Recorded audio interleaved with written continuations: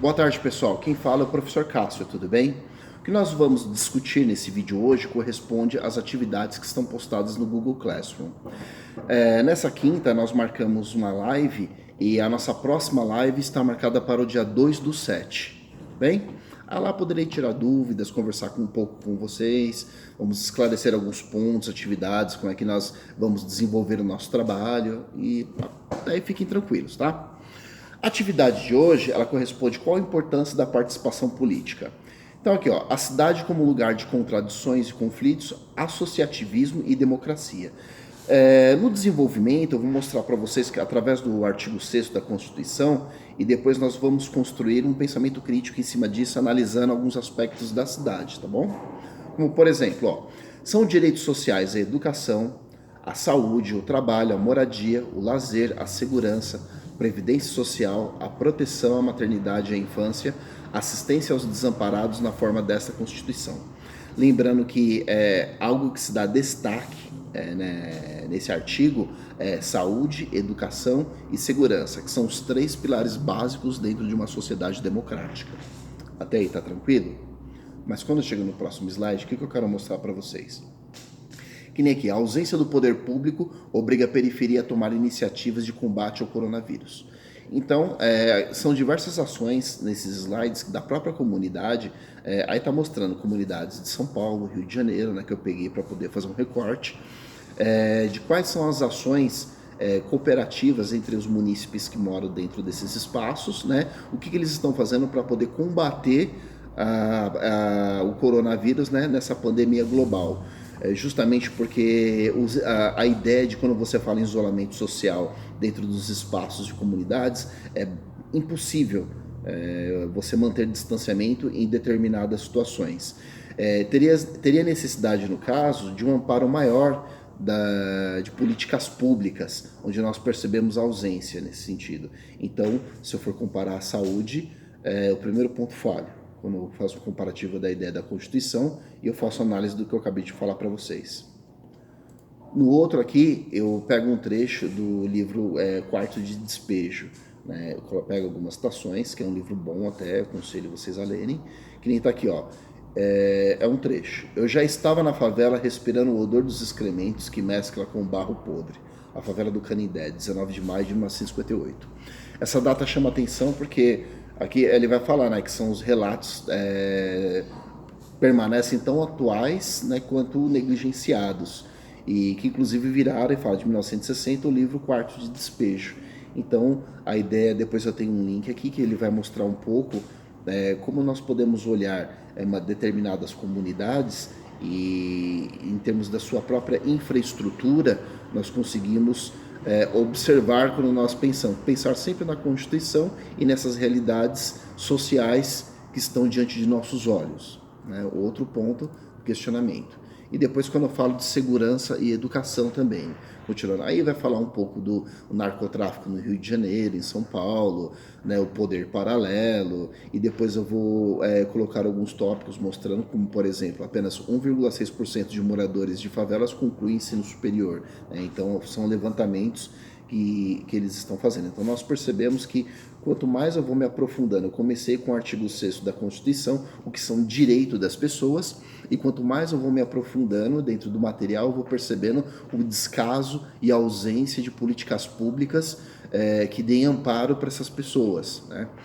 E aí você pode me dizer assim, mas como é que o poder público vai fazer tudo isso? Porque essas pessoas, elas trabalham, elas participam do espaço geográfico delas, dentro da sociedade, elas fazem o fluxo, que é a circulação de capital. Então, vamos dizer que o poder público não está dando para as pessoas o que é de direito delas, né?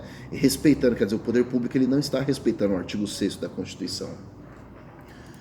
E aqui no o outro slide que eu passo para vocês lá, que eu vou mostrar um gráfico de barras, que ele está mostrando universitários nas favelas e estudantes nas favelas. Então está fazendo um comparativo de universitários e estudantes. E a maioria dos estudantes nas favelas estão em escolas públicas. E quando nós pensamos em escolas públicas, em alguns sentidos da precariedade existente, né, a falta de recursos que poderia ser melhor do que é atualmente, e a maioria das pessoas estão nas escolas públicas, né? Então, quando nós fazemos um recorte espacial para fazer um comparativo e uma crítica ao artigo 6º da Constituição, é nítido isso, quando você para pensar e olha, ó, tem alguma coisa errada, né? E depois aqui eu chamo a atenção de vocês para a ideia do poder, o voto como poder do povo. Tem até um site que vai estar no link no material também, porque quando nós fazemos esses questionamentos, a única forma de revertermos essa situação seria justamente através do voto. Escolhermos o quê? Nossos líderes, nossos políticos, para que eles possam tomar providências, né, adequadas para que possa diminuir esse abismo social existente na nossa sociedade. E muitas pessoas são críticas, elas se afastam da ideia de política porque eles acabam colocando a palavra política como sinônimo de qualquer coisa negativa. E tem que entender qual é o contexto do que é a política nesse sentido. Então, por exemplo, se você se reúne 2, 3 pessoas ou um determinado grupo para discutir um assunto, uma relação que os resultados comportam muito mais pessoas do que aquele pequeno grupo, você já está fazendo política. Se você está entre os vizinhos ali, se vocês estão conversando o que poderia se fazer para a melhoria das pessoas que moram naquela rua, naquele bairro, naquele recorte espacial, você já está fazendo política nesse sentido. A ideia de política é isso. Então nós temos que pensar no voto como poder do povo. É o único meio de mudar essa situação, porque é o povo que briga e luta por cidadania, igualdade, equidade, é o povo, são as pessoas mais pobres realmente que lutam para isso. Então assim, eu não vou colocar algo de pensamento meu, eu vou buscar um dos grandes pensadores do Brasil, que é o professor Milton Santos, ele já falecido, e eu vou esse slide específico eu quero ler um pouquinho com vocês, ele é curtinho, mas só para vocês entenderem que eu quero dizer, que são palavras do professor Milton Santos, que diz o seguinte, o título Somos pela Democracia. Os pobres desejam direitos de igualdade, não as elites. Essas desejam unicamente o privilégio. Isso foi um recorte, um resumo das suas ideias que eu coloquei aqui, que agora eu vou fazer o recorte dele, abre aspas. O Brasil jamais teve cidadãos. Nós, a classe média, não queremos direitos, nós queremos privilégios. E os pobres não têm direitos. Não há, pois, cidadania nesse país, nunca houve. Então aqui está o encontro com Milton Santos, o mundo global visto pelo lado de cá. Eu vou deixar o link do vídeo para vocês também assistirem, que é muito importante. E o trecho dele, Por uma outra globalização, está do seguinte modo. As classes chamadas superiores, incluindo as classes médias, jamais quiseram ser cidadãs. Os pobres jamais puderam ser cidadãos. As classes médias foram condicionadas apenas a querer privilégios e não direitos. Milton Santos. Então, de acordo com o professor Milton Santos, nós percebemos que a ideia de igualdade e cidadania é uma coisa de pobre? Eu acredito que sim, porque eu leio muitos livros do professor Milton Santos, e é essa ideia, eu creio muito nesse sentido, né? Então existe todo algo escondido, algo estrutural, sabe? Algo de forma subliminar, se você for mexer em determinadas leis, então no papel não está excludente. Então existe uma superestrutura por trás de todas as situações que ela acaba fazendo a sua exclusão, né? Não vamos dizer natural, essa exclusão artificial imposto, né, de acordo com o professor Milton Santos, pelas elites. Por que as elites fazem essa exclusão? Porque elas querem manter o seu privilégio, né? Então, nós temos que fazer o quê? A força para poder ter direitos, para poder ser cidadãos, para poder ter igualdade e equidade. E qual que é essa força? A força através do poder, o poder do voto. Então nós temos que ter uma consciência mais política, nos politizarmos, justamente porque através do voto, através da consciência política, nós poderemos chegar lá na frente e evocar o artigo da Constituição, né? O artigo 6º, que fala que são direitos sociais a educação, a saúde, trabalho, a moradia, o lazer, a segurança, a previdência social, a proteção à maternidade e à infância, assistência aos desamparados na forma dessa Constituição. Então, isso é um artigo da Constituição, pessoal.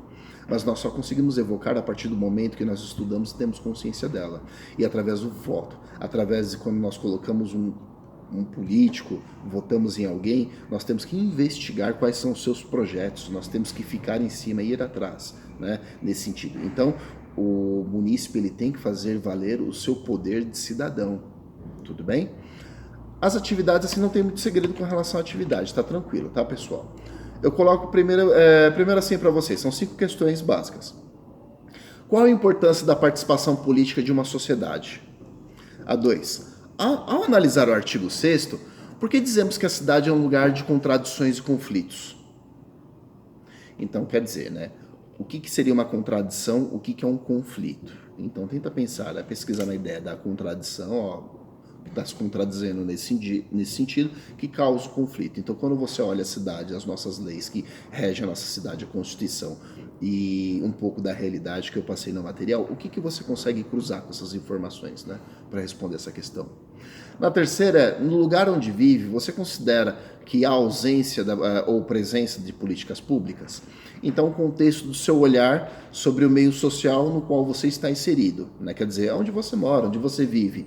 Dentro dessas questões, pensando no artigo 6º da Constituição, você consegue assim observar a sua volta e olhar essas contradições existentes no seu próprio espaço, onde você fala, ó, tá faltando política pública aqui, né? E é um direito meu, né? Você consegue ter essa visão ou ao contrário, você pode falar, não, aqui eu percebo a presença maior de políticas públicas, né? Vamos a outra questão. Por que o voto é considerado como poder do povo? Porque é através dele que escolhemos líderes, né? Eu não vou falar o resto, porque senão vocês vão copiar, tudo bem? Então a ideia é mais ou menos assim, trabalhar nesse sentido, tá? A quinta, qual a definição de cidadania pelo professor Milton Santos, quando esta está relacionada às relações entre ricos e pobres, né? Então acabamos de discutir qual que é o pensamento do professor Milton Santos dentro dessa ideia. E, bom, tá tranquilo, né, pessoal? Então, dúvidas, podem postar no mural. Eu aconselho você sempre estar me enviando e-mail. Às vezes eu não respondo de imediato, sabe por quê? Porque é só para entrar na caixinha, depois para deixar lá o e-mail que eu sei os e-mails que eu ainda não entrei, né, para poder fazer o controle. Tudo bem? Mas assim, deixa lá, tá bonitinho, enviou, fica tranquilo, que depois eu vou dar um retorno para vocês com relação às respostas para poder fazer a correção, né? E não deixe de participar da live, tá bom, pessoal? Então um abraço e fiquem com Deus.